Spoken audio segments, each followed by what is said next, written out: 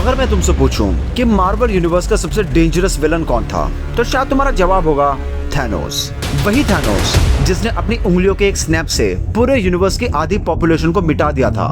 वही थैनोस जिसकी वजह से बिलियंस ऑफ लाइव्स एक पल में खत्म हो गई। और वही थैनोस जिसे हिस्ट्री में हमेशा एक मॉन्स्टर के रूप में देखा जाएगा। लेकिन आज मैं तुमसे एक बहुत ही अजीब सा सवाल पूछता हूँ, क्या हो अगर थैनोस विलन था ही नहीं। मैं उसके एक्शंस को जस्टिफाई नहीं कर रहा, मैं ये भी नहीं कह रहा कि उसने जो किया वो सही था, लेकिन क्या हो अगर उसके पीछे छुपा हुआ लॉजिक, उसका मिशन, उसकी सोच उतनी पागल नहीं थी जितनी हमें लगती है। क्योंकि जब हम थैनोस को देखते हैं तो हमें बस उसके हाथों से हुआ जेनोसाइड दिखाई देता है, लेकिन बहुत कम लोग उस एलियन को समझने की कोशिश करते हैं जो उस आर्मर के पीछे छुपा हुआ था। एक ऐसा एलियन जो पावर के पीछे भाग नहीं रहा था, एक ऐसा एलियन जिसे थ्रोन भी नहीं चाहिए थी, एक ऐसा एलियन जो यूनिवर्स पे रूल नहीं करना चाहता था, और सबसे शॉकिंग बात, एक ऐसा एलियन जो खुद को विलन नहीं बल्कि सेवियर मानता था। और जब उसे लगा कि उसका मिशन कंप्लीट हो चुका है तो उसने उन्हीं इन्फिनिटी स्टोन का यूज करके उन्हें डिस्ट्रॉय कर दिया। वही इन्फिनिटी स्टोन जिसके लिए पूरा यूनिवर्स लड़ रहा था, क्योंकि उसकी कहानी पावर की नहीं कन्विक्शन की कहानी है। लेकिन हर एक कन्विक्शन के पीछे एक ओरिजिन होता है, हर आइडियोलॉजी के पीछे एक ट्रॉमा होता है। और थैनोस की आइडियोलॉजी का जन्म हुआ था एक ऐसी ट्रेजेडी से जिसने उसकी पूरी दुनिया खत्म कर दी। एक दुनिया जिसका नाम था टाइटन। और शायद यही वो मोमेंट था जहां से थैनोस ने विलन नहीं बल्कि खुद को यूनिवर्स का सेवियर समझना शुरू कर दिया। थैनोस हमेशा से ऐसा नहीं था, ना ही वो पैदा होते ही एक कॉन्करर था, ना ही उसका सपना पूरे यूनिवर्स को कंट्रोल करना था। आगे जो मैं थैनोस के बारे में बात करने वाला हूँ वो थोड़ी सी कंट्रोवर्शियल हो सकती है। तो हो सकता है कि आप में से कुछ लोग मुझसे एग्री ना करें, और ऐसा भी हो सकता है कि आप में से कुछ लोग मुझसे एग्री करें। तो वीडियो देखने के बाद अपने अपने थॉट्स कमेंट्स में शेयर जरूर करना, ताकि हम आपस में डिस्कशन कर सकें। मैं सबका रिप्लाई करूंगा, एंड दैट्स माय प्रॉमिस। उसकी कहानी शुरू होती है टाइटन से, एक एडवांस सिविलाइजेशन, एक ऐसी दुनिया जो साइंस, टेक्नोलॉजी और प्रोग्रेस में अपने समय से काफी ज्यादा आगे थी। लेकिन टाइटन के पास एक प्रॉब्लम थी, एक ऐसी प्रॉब्लम जो आज भी ह्यूमैनिटी के सामने दीवार बन के खड़ी है। रिसोर्सेज का लिमिटेशन। डिमांड कंटिन्यूसली बढ़ रही थी, पॉपुलेशन ग्रो कर रही थी, और थैनोस ने वो चीज सबसे पहले नोटिस कर ली थी जो बाकी लोग देखना ही नहीं चाहते थे। उसने वार्निंग दी, उसने कहा कि अगर सिविलाइजेशन इसी डायरेक्शन में चलती रही तो एक दिन टाइटन कोलैप्स हो जाएगा। लेकिन उसकी बात कोई सुनना ही नहीं चाहता था। उसके आइडियाज को एक्सट्रीमिस्ट बोल दिया गया, उसका मजाक बना दिया गया, उसके वार्निंग्स को कम्प्लीटली इग्नोर कर दिया गया।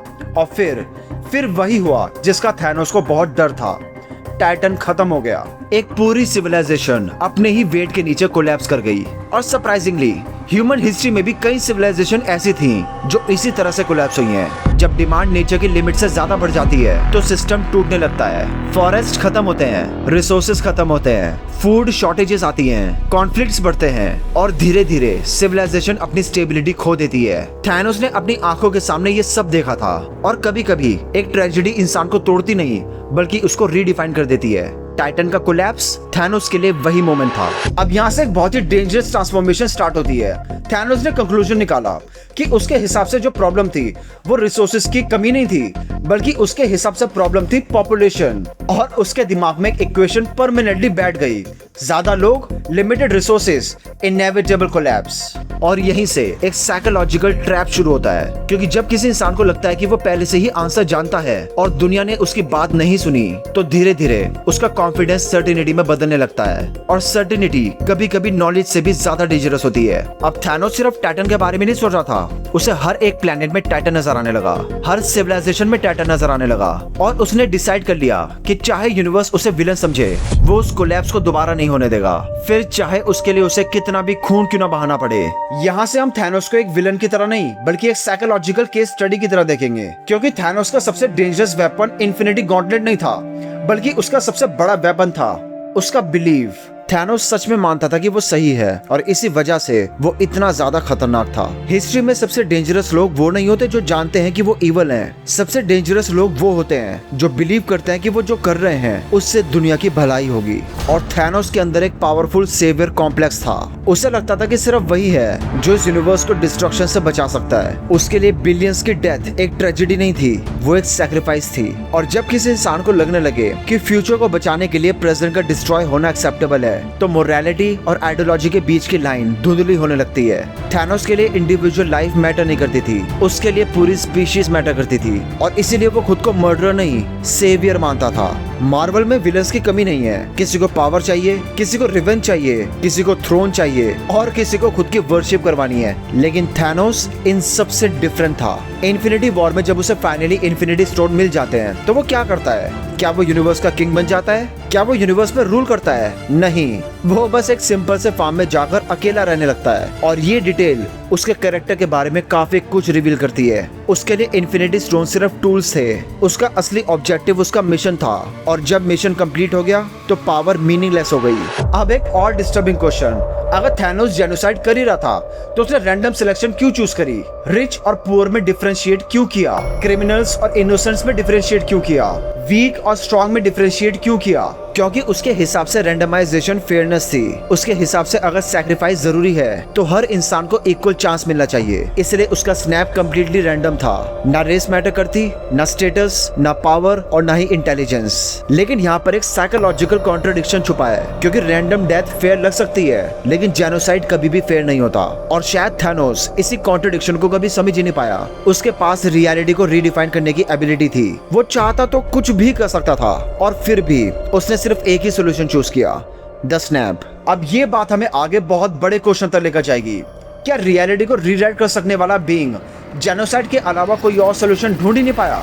और फिर मार्वल ने एक बहुत ही शॉकिंग डिटेल रिवील की। इटर्नल्स के अकॉर्डिंग अर्थ के अंदर एक सेलेस्टियल ग्रो कर रहा था और उस सेलेस्टियल की बर्थ के लिए इंटेलिजेंट पॉपुलेशन का ग्रो करना बहुत जरूरी था। लेकिन फिर थैनोस ने स्नैप किया, पूरे यूनिवर्स की आधी पॉपुलेशन गायब हो गई, यानी कि सेलेस्टियल की ग्रोथ रुक गई, इमर्जेंस डिले हो गया और टेक्निकली अर्थ टेम्पररी बच गई। ये आयरनी ऑलमोस्ट अनबिलीवेबल थी, क्योंकि जिस विलन को एवेंजर्स यूनिवर्स में सबसे बड़ा थ्रेट समझा गया, उसी विलन की वजह से अनजाने में ही सही लेकिन अर्थ कुछ समय के लिए डिस्ट्रक्शन से बच गई थी। क्या इसका मतलब थैनोस एक हीरो था? नहीं, बिल्कुल नहीं। लेकिन ये चीज हमें ये जरूर दिखाती है कि रियलिटी ब्लैक एंड व्हाइट नहीं होती। कभी कभी हॉरिफाइंग एक्शंस भी अनएक्सपेक्टेड कॉन्सिक्वेंसेस क्रिएट कर सकते हैं। लेकिन हिस्ट्री में सिर्फ इंटेंशंस मैटर नहीं करते, बल्कि एक्शंस भी मैटर करते हैं। और यही चीज हमें बहुत बड़े सवाल तक लेकर जाती है। क्या थैनोस की प्रॉब्लम असल में असली प्रॉब्लम थी भी? और सबसे इम्पोर्टेंट, क्या थैनोस का ये सोल्यूशन कभी काम भी करता या नहीं? आज भी अगर हम क्लाइमेट चेंज की बात करते हैं, वाटर स्कार्सिटी की बात करते हैं, डिफॉरेस्टेशन की बात करते हैं, तो हमें हमारी अर्थ की हालत बहुत ही खराब नजर आती है। इन सब के सेंटर में एक कॉमन फैक्टर नजर आता है, finite planet, infinite demand. Nature के पास लिमिट्स होती है और इसीलिए जब थैनोस कहता है कि यूनिवर्स रिसोर्सेज के प्रेशर में कोलैप्स कर सकता है, तो वो कम्प्लीटली रॉन्ग नहीं है। उसका कंसर्न रियल था, उसका फियर भी रियल था और उसका ऑब्जर्वेशन भी रियल था। लेकिन साइंस में सिर्फ प्रॉब्लम को आइडेंटिफाई करना इनफ नहीं होता, असली चैलेंज होता है प्रॉब्लम को करेक्टली अंडरस्टैंड करना। क्योंकि थैनोस का जो सोल्यूशन था, सरफेस लेवल पे ये लॉजिक काफी रीजनेबल लगता है, लेकिन रियलिटी इससे बहुत ज्यादा कॉम्प्लेक्स है। आज की दुनिया में एनवायरमेंटल डैमेज सिर्फ पॉपुलेशन की वजह से नहीं हो रहा, कंजप्शन की वजह से भी हो रहा है। सोचो अगर दो फैमिलीज हैं, एक फैमिली है 4 लोगों की जो कि लिमिटेड रिसोर्सेज यूज करती है और दूसरी फैमिली भी 4 लोगों की है, लेकिन वो private jet, massive energy consumption और एक्सेसिव वेस्ट इन सब को जनरेट करती है। दोनों की पॉपुलेशन सेम है, लेकिन एनवायरमेंटल इम्पैक्ट ये बिल्कुल भी सेम नहीं है। इनमें जमीन आसमान का फर्क है। यही प्रिंसिपल ग्लोबल स्केल पर भी अप्लाई होता है। प्लेनेट के सबसे रिच रीजन्स में डिस्प्रोपोर्शनैलिटी ज्यादा रिसोर्सेज कंज्यूम करती हैं। मतलब प्रॉब्लम सिर्फ कितने लोग हैं ये नहीं है, प्रॉब्लम ये भी है कि रिसोर्सेज डिस्ट्रीब्यूट कैसे हो रहे हैं और टेक्नोलॉजी कितनी एफिशिएंट है। थैनोस ने प्रॉब्लम का डायग्नोसिस गलत किया तो ऑब्वियसली ट्रीटमेंट भी गलत होगा। अब ये बात बहुत ही इंटरेस्टिंग होने वाला है, क्योंकि यहाँ पर हम पता लगाएंगे कि थैनोस एक्चुअली में सही भी था या नहीं, या जो सोल्यूशन उसने चूज किया था वो साइंटिफिक भी था या नहीं। अब मान लेते हैं कि थैनोस की अजम्पशन सही थी, मान लेते हैं कि ओवर पॉपुलेशन एक प्रॉब्लम है, तब भी एक बहुत बड़ा साइंटिफिक इशू सामने आता है, द स्नैप, जो थैनोस का मास्टर प्लान था।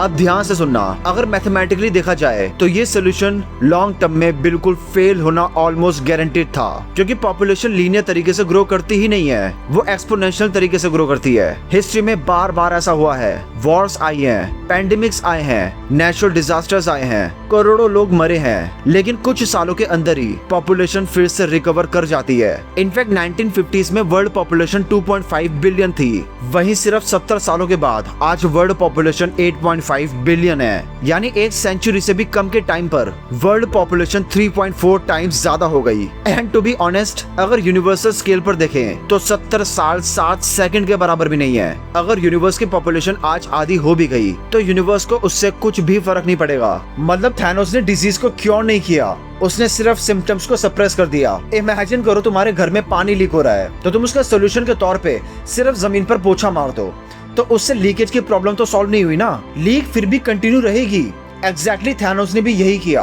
उसने प्रॉब्लम की सोर्स को सॉल्व नहीं किया, उसने सिर्फ नंबर्स रिड्यूस कर दिए और नंबर्स इवेंचुअली वापस आ जाते हैं। मतलब थैनोस का स्नैप परमानेंट सोल्यूशन नहीं था, वो सिर्फ एक रीसेट बटन था। अब एक और टेरिफाइंग पॉसिबिलिटी इमेजिन करो। मार्वल ने हमें दिखाया कि आधे लोग गायब हो गए, लेकिन इकोलॉजी का क्या, नेचर का क्या? अगर आधे ह्यूमंस गायब हो सकते हैं तो लॉजिकली आधे एनिमल्स भी गायब हुए होंगे, क्योंकि रिसोर्सेज तो वो भी कंज्यूम करते हैं। यानी आधे इंसेक्ट, आधे फिश, आधे बर्ड्स और आधे पॉलिनेटर्स।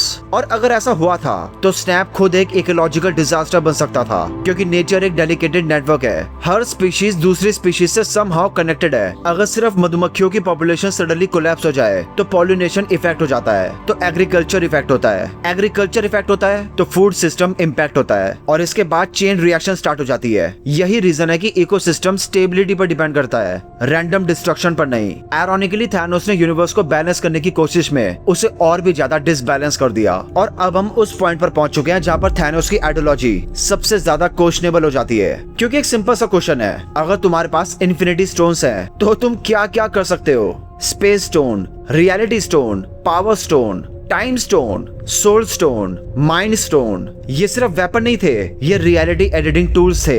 अगर थैनोस चाहता, अगर उसकी मोटी बुद्धि में ये बात आती, तो वो अनलिमिटेड क्लीन एनर्जी क्रिएट कर सकता था, वो प्लैनेट्स को हैबिटेबल बना सकता था, वो फूड प्रोडक्शन को इनफिनिटली इंक्रीज कर सकता था, वो रिसोर्सेज डुप्लीकेट कर सकता था, वो thousands of new worlds colonize कर सकता था, वो स्कार्सिटी को ही एलिमिनेट कर सकता था। और सबसे शॉकिंग बात, उसके पास लिटरली रियलिटी को रीराइट करने की पावर थी। जब तुम खुद ही रियलिटी को रीराइट कर सकते हो तो जेनोसाइड करने की क्या जरूरत है? और यही वो पॉइंट है जहां पर थैनोस का पूरा लॉजिक कोलैप्स हो जाता है, क्योंकि उसके पास इनफाइनाइट पॉसिबिलिटीज थी, लेकिन उसने इन सब में सिर्फ एक ही पॉसिबिलिटी को चूज किया, और वो है डेथ, जेनोसाइड। और जब एक माइंड इनफाइनाइट सोल्यूशन के सामने सिर्फ एक सोल्यूशन देख पाए तो प्रॉब्लम रिसोर्सेज में नहीं होती, प्रॉब्लम उस बंदे की थिंकिंग में होती है। आई मीन तुम्हारे हाथ में एक वो पावर है जिसकी मदद से तुम एक नया पूरा का पूरा यूनिवर्स क्रिएट कर सकते हो, लेकिन एग्जिस्टिंग यूनिवर्स को बचाने के लिए तुम्हारे दिमाग में कोई और सोल्यूशन आया ही नहीं। अब साइंस से थोड़ा सा बाहर निकल के मोरालिटी की दुनिया में कदम रखते हैं। मान लो प्योर हाइपोथेटिकल सिचुएशन में थैनोस का प्लान अगर साइंटिफिकली सक्सेसफुल हो भी जाता, मान लो यूनिवर्स जनरली प्रॉस्पर करता, मान लो सफरिंग कम हो जाती, तब भी एक बहुत बड़ा सवाल बचता है, क्या उसे ये करने का हक था भी? क्या कोई इंडिविजुअल ये डिसाइड कर सकता है कि कौन जिएगा और कौन मरेगा? एक साइड कहती है कि अगर फाइनल आउटकम पॉजिटिव है तो डिफिकल्ट सैक्रिफाइसेस जस्टिफाई हो सकते हैं, और दूसरी साइड कहती है कि कुछ एक्शंस इनहेरेंटली रॉन्ग होते हैं, फिर चाहे आउटकम कुछ भी हो। ये तो वही बात हो गई कि अगर तुम्हें दुनिया से क्राइम को खत्म करना है तो पॉपुलेशन का ही सफाया कर दो, ना रहेंगे लोग और ना होगा क्राइम। और अब हम उस पॉइंट पर पहुंच चुके हैं जो कि मेरे हिसाब से थैनोस का सबसे डेंजरस एस्पेक्ट है। इन्फिनिटी गॉन्टलेट नहीं, स्नैप भी नहीं, उसका जेनोसाइड करना भी नहीं, उसकी सबसे डेंजरस चीज थी उसकी सर्टेनिटी। उसे लगता था कि वो गलत नहीं हो सकता, उसे लगता था कि उसने आंसर डिस्कवर कर लिया है और अब पूरे यूनिवर्स को उसके आंसर के अकॉर्डिंग चलना चाहिए। हिस्ट्री में जब भी कोई इंसान ऐसा बिलीव करने लग जाता है तो प्रॉब्लम शुरू होने से पहले ही वर्स्ट बन जाती है। थैनोस ने एक रियल प्रॉब्लम देखी, लेकिन उसने उस प्रॉब्लम का सोल्यूशन पोस्ट से देने की सोची।